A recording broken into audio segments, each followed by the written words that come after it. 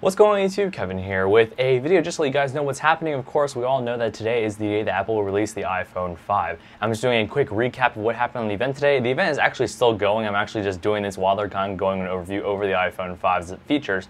And I'm just going to kind of sum up what happened today, what you guys need to know. So pretty much everything I said yesterday in my predictions video came true. Like I said, this has been probably the most leaked iPhone and probably the least surprising of everything that I've ever seen in the history of Apple leaks and all those type of things.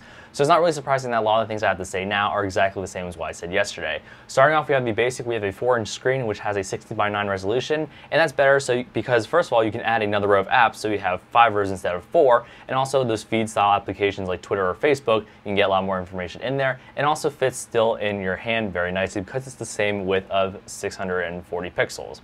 So that's the same pretty much as the rumor yesterday. However, the screen is supposed to be 44% sharper because it has better color saturation than the iPhone 4S, which personally I don't know if I'll notice a difference, but I'm going to go try to see if I can get my hands on one so I can actually give my impressions to you guys. Next, we still have the design. It is thinner at just over, or actually pretty much around 7.6 millimeters, which is pretty darn thin. It's also around 20% lighter, so this thing is going to be a feather. It's going to be really awesome, really small, really thin, and really light. Well, I guess not smaller, but it'll still be really thin, really light, and it'll be very easy to carry around with you. It also does have this unibody liquid metal design that it does have the two-tone back that you guys have seen. Whether you like it or not, I'm not sure. I'm not a huge fan of that, but if it makes the phone work better by the antennas and whatnot, so be it. But it does have that two-tone back. It is available in black and white. Also, we have the interesting thing is the camera. Yesterday, I thought that I didn't think the FaceTime camera would be 720p HD, but it turns out it does shoot into 720p HD. So you can have high-quality FaceTime chats, I guess, with your friends and family. What we also have is a little bit difference in the back. While the megapixels are still the same, the resolution is still the same. It does have better image stabilization and video stabilization for when you're shooting videos, considering that you're handheld. It's very shaky, but they improved the IS on that, the image stabilization, and you're able to take stills while you're filming. And also, apparently, it takes pictures faster. The iPhone 4S is already fast enough, and to see how fast the iPhone 5 is, well, we'll just have to wait and see until I can get my hands on one. What we're starting with next, the design again is exactly the same as I mentioned. Aside from the 4-inch screen and the two-tone back, we do have the headphone jack and the microphone grill moved to the bottom. We do, the speaker grills are adjusted like I said yesterday as well. And we do have I'm not sure if it's 8 or 9-pin dock connector, but it's now called the lightning dock connector or lightning connector, whatever they call it. They do have adapters available. They haven't really released a price on it just about yet, at least from what I'm seeing. But the pre-orders start on Friday the 14th, so in 2 days you can pre-order your new iPhone 5, which is pretty exciting, and it will be shipping on September 21st of this year in the US, Canada, the United States, Germany, France, Australia, Japan, Hong Kong, and Singapore.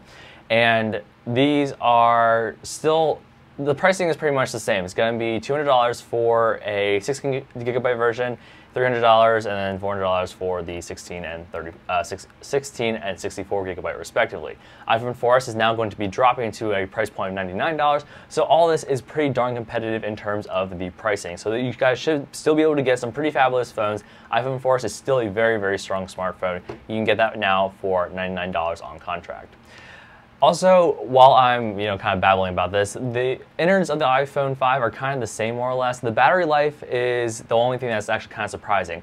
With 4G LTE, okay, in the United States, with Sprint, Verizon, AT&T, we have Apple's actually exceeded the battery life of the iPhone 4S. Now, I'm not sure if that's saying a lot considering the iPhone 4S's battery it's all right.